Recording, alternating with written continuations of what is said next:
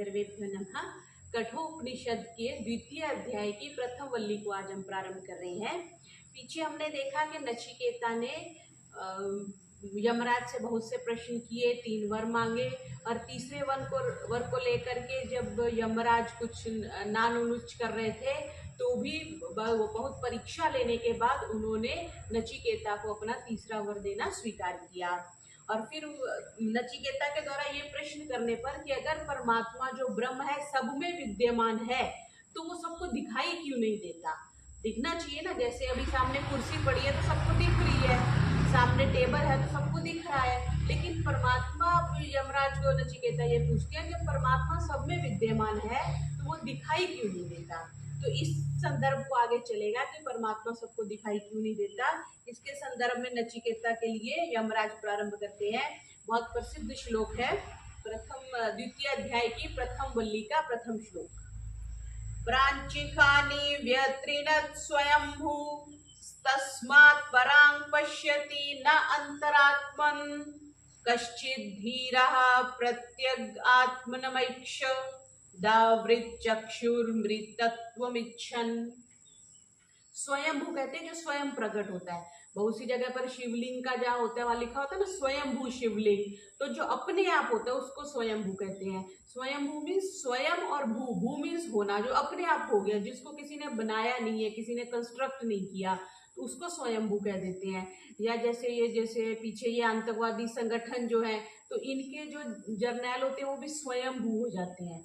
तो यहाँ पर स्वयंभू भी स्वयं प्रकट होने वाले परमेश्वर ने खानी कहते हैं द्वार को, खान हम कहते हैं ना कोयले की खान, तो खानी इस द्वार, प्रांची बाहर की ओर देखने वाली, व्यत्रिणत बनाए हैं।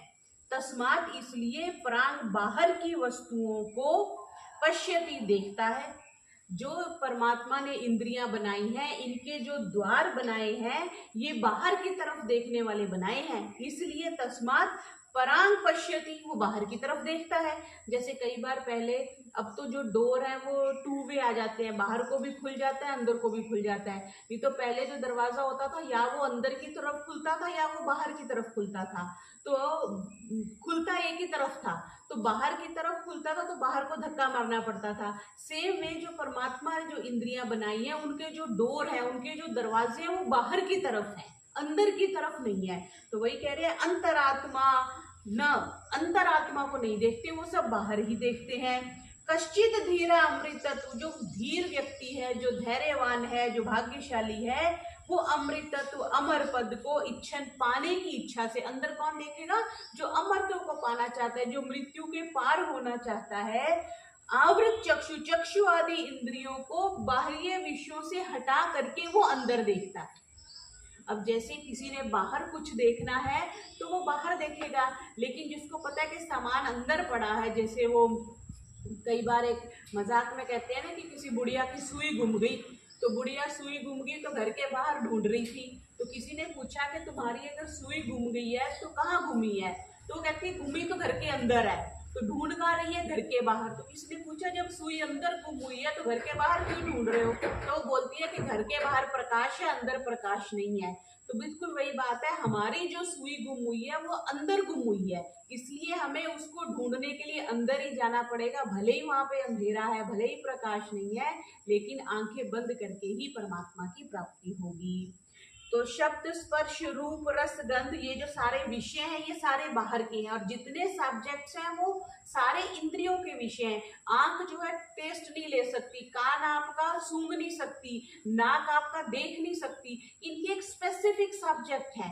जैसे आजकल डिफरेंट मैनेजमेंट में भी डिफरेंट स्ट्रीम्स होगी, जो एचआर वाला एचआर का ही काम करेगा, जो फाइनेंस वाला फाइनेंस का ही करेगा, जो मेंटेनेंस है वो मेंटेनेंस में करेगा। उसी तरह से हर एक इंद्रियों के सब्जेक्ट जो है वो लिमिटेड है, तो उसी को ही वो रिसीव करके अंदर दे रही है। और हमारी समस्या क्या है कि हमारी जो सुई अंदर गुम हुई है हम उसको बाहर ढूंढ रहे हैं। अंदर कौन ढूंढता है? जो अमृत तत्व को पाना चाहता है, जो परमात्मा को पाना चाहता है, वो अंदर जाता है। तो हमें करना क्या चाहिए? इन विषयों से इंद्रियों को हटा करके अंदर लेके जाना चाहिए, ताकि परमात्मा की कृपा हमें प्राप्त हो सके।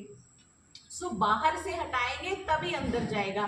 दोनों काम नहीं हो सकते, जिसको कहते हैं ना दोनों बेड़ी में पांव नहीं रखा जा सकता, दो नाव में पैर नहीं रखा जा सकता। या आप अंतर्मुखी होंगे या बाह्यमुखी होंगे। आपने देखा होगा बहुत से लोग होते हैं वो अंदर कभी बैठते ही नहीं है। एक बार हम किसी कार्यक्रम में थे तो हमारी तो आदत है जब बोलेंगे ध्यान करना है तो आंखें बंद करें, तो वो व्यक्ति बोलते हैं कि मैं तो आंखें बंद ही नहीं कर सकता। उसने बोला कि मैं कभी आंखें बंद नहीं करता, मतलब जब तक जाग रहा होता हूँ, जब सोता हूँ तभी आंखें बंद करता हूँ। तो अब आप सोचो कितना बाह्यमुखी होता होगा। हाँ, लेकिन जैसे मैरी जी ने लिखा कि सुबह शाम कम से कम 1 घंटा ध्यान में अवश्य बैठे। ध्यान में बैठेंगे तो आंखें बंद करेंगे, आंखें बंद करेंगे तो अंदर देखेंगे। ठीक है, आगे दूसरे में क्या कह रहे हैं, इसी से संबंधित ही है। प्राचः कामाननुयन्ति बाला स्ते मृत्योरन्ति विततस्य पाशम् अथ धीरा अमृतत्वं विदित्वा ध्रुवं ध्रुवेष्विहि न प्रार्थयन्ते। बाला, बाल जैसे कहते हैं बाल बुद्धि, बचपन वाला जो छोटी बुद्धि है जिसकी, जो मूर्ख प्राचः कामान बाह्य भोगों को अनुयंती अनुसरण करते हैं, जिसको सारा दिन शब्द स्पर्श रूप रस गंध, खाने का, पीने का, सूंघने का, स्पर्श करने का, ऐसी ही जिसकी ध्यान रहता है, उसी में जो लगा रहता है, ते विततस्य मृत्यु पाशम यंती, वो सर्वत्र फैले हुए जो मृत्यु के पाशों में वो बंध जाता है। क्यों? वो जैसे हमने देखा ना हाथी कैसे बन जाता है, एक श्लोक भी आता है कि जो व्यक्ति की जिसमें ज्यादा इंटेंशन होती है, ज्यादा प्रवृत्ति होती है, वो उसमें बंध जाता है। जैसे मृग जो है वो कस्तूरी में बंध जाता है, तो कस्तूरी उसके पेट में है लेकिन वो सारे जंगल में उसको ढूंढता रहता है। तो वैसे ही जो व्यक्ति इन सब्जेक्ट्स में लगे रहते हैं वो मृत्यु के पास, मृत्यु के बंधन में बंध जाते हैं। अथ धीरा ध्रुवम अमृतत्वम विदित्वा इह ध्रुवेशु न प्रार्थयन्ते।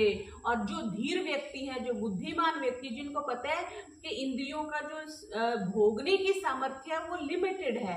अब ज्यादा देर एक बार फर्स्ट टाइम किसी परफ्यूम को सूंघो अच्छा लगता है, दूसरी बार नॉर्मल सा लगता है, तीसरी बार हमें उसकी कुछ वैल्यू भी नहीं लगती। सो हमें क्या करना है कि हमें ये देखना है कि जो इंद्रियों की कैपेसिटी है वो भोगने के बाद क्षीण हो जाती है, कम हो जाती है। अब बूढ़ा व्यक्ति तो वैसा ही है, अब जिसकी क्षीण नहीं होती तो फिर वो दुखी होता है, वो उतना बुढ़ापे में सुन नहीं सकता, देख नहीं सकता, सूंघ नहीं सकता, इतना खा नहीं सकता, लेकिन फिर वो दुखी रहता है। तो हमें ये समझना होता है कि जितने सब्जेक्ट्स हैं और जितनी इंद्रियां उनको रिसीव करने वाली है, उनकी एक लिमिटेड कैपेसिटी है और वो देर सवेर धीरे धीरे कम होती रहती है। इसलिए क्या है, अमृतत्व को जो पाने वाला है वो अनित्य भोगों की प्रार्थना नहीं करते कि भगवान घर दे दे, बच्चे दे दे, ये दे दे, वो दे दे। कुछ समय के लिए ये चीजें चाहिए, वो उनकी प्राप्ति भी होनी चाहिए, लेकिन अगर वैराग्य के मार्ग पे चलना है, परमात्मा को पाना है, तो इन भोगों से अलग होना चाहिए। नहीं तो ये भोग जो है हमें एक दिन समाप्त कर देते हैं।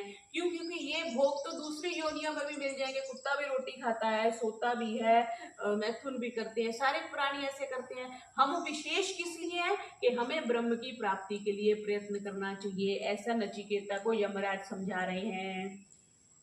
फिर आगे इनसे विरक्त होना चाहिए इन विषयों से, उससे संबंधित श्लोक आ रहा है तीसरा। येन रूपम रसं गंधम शब्दान स्पर्शांश्च मैथुनान एतेनैव विजानाति किम अत्र परिशिष्यते एतद् वै तत्। ये बार बार आएगा जो पीछे है, एतद् वै तत्, यह वही ब्रह्म है। ब्रह्म को नचिकेता को एक्सप्लेन करते हुए क्या कह रहे हैं, ये न रूपम रसम गंधम, जिसके अनुग्रह से, जिसके परमात्मा के ये सारे रूप रस, शब्द स्पर्श रूप रस और गंध, इनका एक सीक्वेंस है। आकाश आ गया तो उसके लिए शब्द आ गया, फिर वायु आ गई तो स्पर्श आ गया, फिर अग्नि आ गई तो उसके लिए रूप आ गया, फिर जल आ गया तो उसके लिए स्वाद आ गया, जीवा आ गई, और फिर पृथ्वी आ गई तो उसका गंध आ गया। तो ये 5 हमारे सब्जेक्ट्स हैं, उनको रिसीव करने के लिए कॉन्जिक्यूटिव इंद्रियां भी आ गई, और वो फिजिकल भूत जो आ गए, भौतिक आ गए, वो भी आ गए। 5 भूत आ गए, 5 उनके सब्जेक्ट्स आ गए, 5 उनको रिसीव करने वाली इंद्रियां आ गई। तो ये 5 का 3 का सेट बन गया। तो यहाँ पे कह रहे हैं कि ये न रूपम रसम गंधम शब्दान स्पर्शांच मैथुनान, ये जो सारे आप रूप रस गंध को आप अनुभव करते हैं, इसको और मैथुनान संतति उत्पन्न करते हैं। विजानाति, जो इसको जानता है, एतेनेव, वो ये समझता है कि ये भी जानता है कि यहाँ कुछ शेष नहीं रहने वाला, सब नष्ट होने वाला है। जिसकी मृत्यु होगी उसके लिए तो सब नष्ट हो गया ना। कितने लोग दुनिया में आए चले गए, बड़े बड़े राजा महाराजा चले गए, अमीर से अमीर चले गए, उनके जाने के बाद भी सृष्टि तो ऐसी बनी हुई है, उनके घर भी वैसे पड़े हैं, उनके भवन भी पड़े हैं, बिल्डिंग्स पड़ी हैं, उनकी गाड़ियां पड़ी हैं, सब कुछ पड़ा, लेकिन वो चले गए। उनके जाने से ये नष्ट हो रहे हैं, तो इसका मतलब वो जीते जी ये समझ लेता है कि ये सारी चीजें समाप्त होने वाली हैं। तो इनमें कौन सी वस्तु है जो क्षण भंगुर के से ज्यादा रहेगी? क्षण भंगुर है, अगर आदि से लेके अंत तक सृष्टि काल को देखें तो हमारी आयु बड़ी कम है, एक क्षण के बराबर है, 50 60 साल 70 साल कितनी उम्र है। तो विचार करने में ये समझ आता है कि सारी वस्तुएं प्रति क्षण क्षीण होती जा रही है, कम होती जा रही है। कपड़ा जो है वो एक दिन में नहीं फटता, आप उसको लाके रख लो, धीरे धीरे धीरे फटेगा। कोई भी आप और वस्तु लेके आते हैं, वो एक दिन में नहीं टूट जाती जिस दिन बनती है, लेकिन धीरे धीरे उसमें क्षय होता रहता है, उसमें लॉस होता रहता है, और एंड में वो बिल्कुल समाप्त हो जाती है।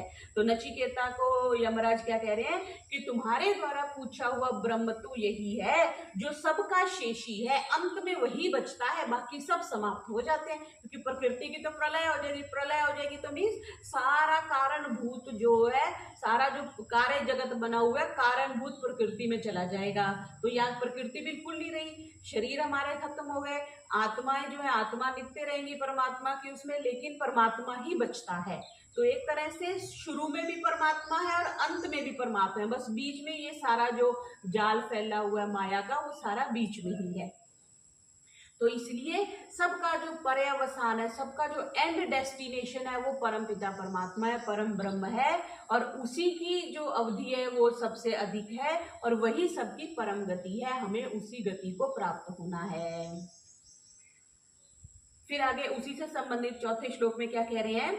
स्वप्राणांतम जागर्ति अंतम चौभौ येन अनुपश्यति महांतम विभुमात्मानं मत्वा धीरो न शोचति।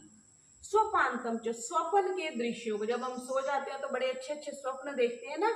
जागृति अंतम, जागृत अवस्था के जो दृश्यों को, उभो, दोनों अवस्थाओं के दृश्यों को मनुष्य जिससे अनुपश्यति, बार बार देखता है, तम उस महानतम श्रेष्ठ विभू सर्वव्यापी आत्मानम, सबकी आत्मा को जान करके धीरा न शोचती, वो शोक नहीं करता। जिस परमात्मा के सहयोग से यह जीवात्मा स्वप्न में और जागृत में होने वाली समस्त घटनाओं को देखता है, क्या एक्टिविटीज हो रही है, क्या जागते हुए हो रही है, उसी से संबंधित ही सोते हुए होती है। तो कई बार हम कहते हैं हमने उड़ता हुआ हाथी देखा, तो उड़ता हुआ हाथी हमने कैसे देखा? उड़ता हुआ हमने पक्षी देखा था और हाथी चलता हुआ देखा था। अब निद्रा में पूरी तो कॉन्शियस हम है नहीं है, तो क्या है, हमने उड़ने को हाथी के साथ जोड़ दिया। तो स्वप्न में जो हम देखते हैं वो जागृत का ही कुछ ना कुछ भाग होता है, या वो मिसमैच करके हम उसकी अपनी स्टोरी बना लेते हैं संस्कारों के बेस पे और स्मृति के बेस पे। तो जब वो इन सबको जानने की शक्ति जो है वो परमात्मा से मिलती है। हम तो सो गए रात को, अब रात को कई बार हम सुनते हैं ना कि वो व्यक्ति रात को सोए और सोए ही रह गए, सुबह उठे ही नहीं। तो जो सोने के बाद सुबह उठाता है वो परमात्मा की शक्ति है। क्यों? परमात्मा ने हमें निद्रा दे दी, उसके बाद हम सुबह उठ भी गए। तो जो ये जान लेता है कि जिसकी कृपा से इस जीव को जो विज्ञान शक्ति का एक अंश प्राप्त हुआ, रात्रि सोए सुबह उठे, रात्रि अच्छे से नींद भी आई, उसको जान करके कि उस सब की अपेक्षा सारी जो गतिविधियां हो रही हैं सब में वो परम ब्रह्म परमात्मा विद्यमान है, उसको जान करके धीर मनुष्य किसी भी प्रकार का शोक नहीं करते। शोक हम कब करते हैं? जब मेरा कुछ खो गया, लगता है ना, मेरा फोन गुम गया, मेरा लैपटॉप गुम गया, मेरा बैग गुम गया, तब हमें शोक होता है। क्यों? हमने उसके साथ अटैचमेंट कर रखी थी, ये मेरा है। वास्तव में किसी का भी कुछ नहीं है। उपनिषद में ही आगे आएगा कि जितना भी ब्रह्मांड का ऐश्वर्य है वो सारा परमात्मा का है, हमें तो भोगने के लिए मिला है। किसी को 50 साल के लिए एक छोटा सा घर मिला है, किसी को 50 60 70 साल के लिए थोड़ा बड़ा घर मिल गया है, किसी को और ज्यादा प्रॉपर्टी मिल गई है उसके कर्मों के बेस पे। लेकिन अल्टीमेटली जितना ऐश्वर्य है, जितनी संपदा इस ब्रह्मांड की है, सारी की जो परमानेंट रजिस्ट्री हुई हुई है वो परमात्मा के नाम पे है। हमें तो लीज पे दिया हुआ है कि हाँ भाई तुम 60 साल इस घर में रह लो, तुम 70 साल इस घर में रह लो, बाद में तो फिर परमात्मा की हो जाएगी। क्यों? अभी जब प्रलय आती है तो सारे जीव तो मर गए तो उसको भोगने वाला कुछ नहीं। अभी भी कितनी सभ्यताएं मिलती है ना, सिंधु घाटी की सभ्यता मिल गई, हड़प्पा की सभ्यता मिल गई। सभ्यताएं जब समाप्त होगी उनके सामान तो वैसे ही पड़े रहे, उनके बर्तन मिल जाते हैं, उनके हथियार मिल जाते हैं। तो एवरीथिंग बिलोंग्स टू परमात्मा। जब अंत में परमात्मा ही बचना है तो फिर शोक किस बात का, चाहे कुछ घूम जाए चाहे कुछ मिल जाए। फिर आगे 5वें में भी ऐसी बात कर रहे हैं जैसे वो परमात्मा के लिए पीछे आया एतद्वैतत्, क्या कहते हैं, य इमं मद्वदं वेद आत्मानं जीवमन्तिकात् ईशानं भूतभव्यस्य न ततो विजुगुप्सते एतद्वैतत्। यह जो मनुष्य है मध्यवदम कर्म फलदाता, परमात्मा ही कर्म फलदाता है ना, जीवम सबको जीवन देने वाले, भूत भविष्य जो भूत को और भविष्य को जानता है, भूत और जो भविष्य को जानता है वर्तमान को अपने आप ही जानता है। वर्तमान की अपने आप में कोई सत्ता नहीं है, वर्तमान तो बस ये क्षण है। और इसके अगले क्षण क्या हुआ, जो वर्तमान था वो भूतकाल हो गया और जो आने वाला था वो वर्तमान हो गया। तो जस्ट एक जिसको कहते हैं ना डिमार्केट करने के लिए कि ये भूत था और ये भविष्य है वर्तमान काल का, हम एक अजम्पशन करते हैं। और ऐसा परमात्मा तीनों कालों को जानता है। ईशानम जो शासन करता है, इमम आत्मानम इस परमात्मा को, अंतिकात वेद जो नजदीक से जानते हैं। किसी को तो हम दूर से जानते हैं, हाँ वो मेरा दोस्त है, हम कॉलेज में इकट्ठे पढ़ते थे, हम यूनिवर्सिटी में इकट्ठे पढ़ते थे। लेकिन किसी को बारे में अरे मैं उसको अच्छे से जानता हूँ, उसके घर भी गया हूँ, उसके परिवार को भी जानता हूँ, जिसको नजदीक से जानते हैं। और जो व्यक्ति ऐसे परमात्मा को नजदीक से जानता है, जो त्रिकालज्ञ है, जो तीनों कालों को जानता है, कर्म फल देने वाला है, हमें जीवन देने वाला है, वह किसी की निंदा नहीं करता। क्यों? क्योंकि परमात्मा पीछे है ना, सर्वव्यापी और सर्वंतर्यामी, सबके हृदय में वो बैठा हुआ है। अब कुत्ते के हृदय में भी वो बैठा हुआ है, सास के हृदय में भी वही बैठा हुआ है, बहू के हृदय में भी वही बैठा हुआ है, दामाद के हृदय में भी है, बेटी के हृदय में भी है। तो किसकी हम भर्त्सना करें, किसकी हम निंदा करें? ना विजुगुप्सते, वो किसी की निंदा नहीं करता। एतद् वै तत्, इसी ब्रह्म के बारे में तुमने पूछा था जिसको मैंने तुम्हें बतलाया। तो घृणा और द्वेष का कोई स्कोप नहीं रह जाता जब हम उस परम पिता परमात्मा को जान लेते हैं।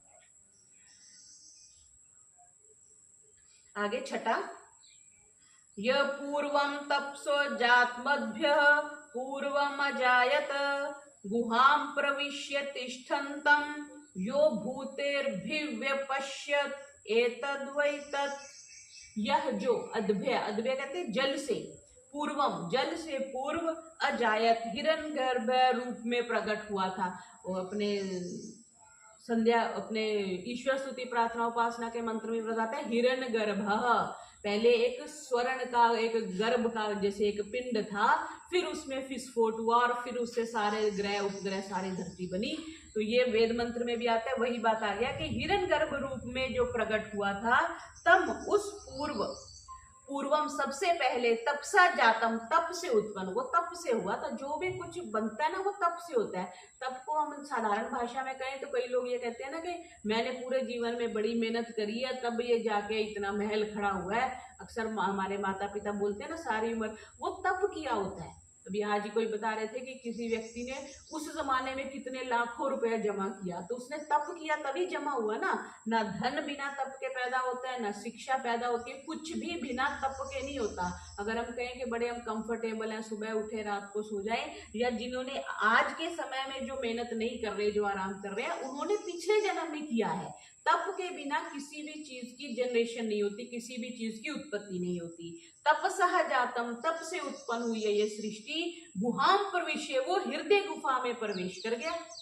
परमात्मा को रहने के लिए भी तो कोई स्थान चाहिए, तो उसने सर्वश्रेष्ठ कृति जब मनुष्यों की बनाई, फिर उसके हृदय में वो उपस्थित हो गया। भूते भी सह, वह जीव आत्मा के साथ, हमने पीछे ये डिस्कस किया था कि मनुष्य का शरीर है, उसमें आत्मा है, आत्मा के अंदर परमात्मा है। जो स्थूल होता है उसके अंदर सूक्ष्म चला जाता है, और फिर जो उससे सूक्ष्म होगा वो सूक्ष्मतर हो गया जो उसके। तो परमात्मा जो है, अगर हम शरीर, आत्मा और परमात्मा, तीनों में देखें तो परमात्मा जो है वो सूक्ष्म है, शरीर अगर हमें स्थूल दिख रहा है, आत्मा जो है वो सूक्ष्म है और परमात्मा सूक्ष्म तर हो गया। और अगर हम प्रकृति को बीच में लेके आते हैं तो प्रकृति सूक्ष्म तर हो गई और परमात्मा सूक्ष्म तम हो गया, थर्ड डिग्री जिसको हम कह देते हैं।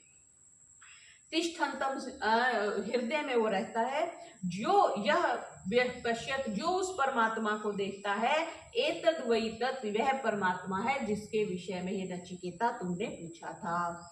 जो जल से फिर 5 भूतों से अपने तप से जिसने ये सृष्टि बनाई, ऐसा परमात्मा जो है, जिसको जो जान लेता है और वे ये जानता है कि यह परमात्मा सबके हृदय में उपस्थित है, एक स्थिति में उपस्थित है, वह संपूर्ण जगत उसी की महिमा का प्रकाशित करता है। तो कहते हैं सब जगह वही दिखता है। कब दिखता है?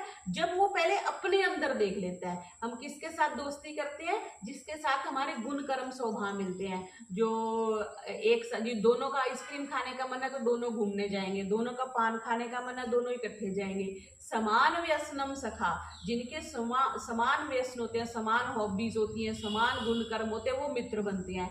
अब जिसने अपने अंदर परमात्मा को देख लिया, फिर वो हर वस्तु में, हर मनुष्य में परमात्मा को देखता है और इस तरह से वो किसी की निंदा नहीं करता, किसी से घृणा नहीं करता और वो सब में, सबके हृदय में रहने वाले परमात्मा के दर्शन कर लेता है। वही परम ब्रह्म परमेश्वर है जिसने अपने तप से इस पूरे ब्रह्मांड की उत्पत्ति करी। आगे 7वां, अब उस परम ब्रह्म का ये अदिति के रूप में वर्णन इसमें कर रहे हैं। या प्राणेन संवत्य अदितिर्देवतामयी गुहां प्रविश्य तिष्ठन्तीं या भूतेर्भिव्यजायत एतद् वै तत्। ये एतद् वै तत् वही साथ साथ में आ रहा है कि जो तुमने पूछा था यही वो परमात्मा है। या जो देवतामयी, देवतामयी हम समझ रहे हैं, अदिति के लिए प्राणेन, प्राणों के सहित, संभवती जो उत्पन्न होती है, या जो भूते भी प्राणियों के सहित व्यजायत जो पैदा हुई है, गुहाम किसमें पैदा हुई है? हृदय रूपी गुफा में, प्रविश्य प्रविष्ट करके, तिष्ठन्तिम प्रवेश करके निकल नहीं गया। जैसे कोई कमरे में इधर से दरवाजे से घुसा, दूसरे दरवाजे से निकल गया ना। परमात्मा कैसा है? हमारी हृदय गुफा में एंटर भी होता है, वहां बैठता है, रहता है, स्थान ग्रहण करता है, ऐसे तिष्ठन्ति वहां रहता है। जो उसको देख लेता है, एतद् वै तत्, यह परमात्मा है जिसके बारे में तुमने पूछा था।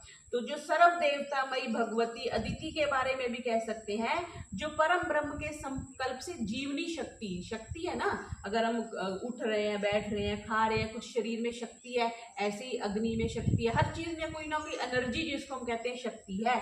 तो उस शक्ति को हम, अगर शक्ति तो एक अपने आप में फेमिनाइन है, तो परम ब्रह्म परमात्मा को हम फेमिनाइन के रूप में भी देख सकते हैं। इस दृष्टि से कह रहे हैं कि भगवान की वो शक्ति रूप है जो सबके हृदय में उपस्थित हुई है और उस सभी समस्त देवताओं का सृजन करने वाली होने से जो सर्व देवतामयी है, सारे देवताओं को भी जिसने उत्पन्न किया है और शब्द आदि समस्त भोग समूह को भी जिसने उत्पन्न किया, अग्नि, जल, पृथ्वी, वायु और आकाश, जो भी आप पदार्थ देख लो, आप कूलर देख लो, एसी देख लो, घर के बर्तन देख लो, गाड़ियां देख लो, सारी चीजें इन्हीं 5 भूतों से बनी है। कोई छठा भूत नहीं है, इन्हीं 5 से ही बनी है। उनका ही कॉन्फ़िगरेशन डिफरेंट कर दिया, किसी की अनुपात डिफरेंट कर दिया और वो नई नई चीजें बन गई। इससे जो प्रकट हुई है उसका प्रादुर्भाव कहाँ पे हो रहा है?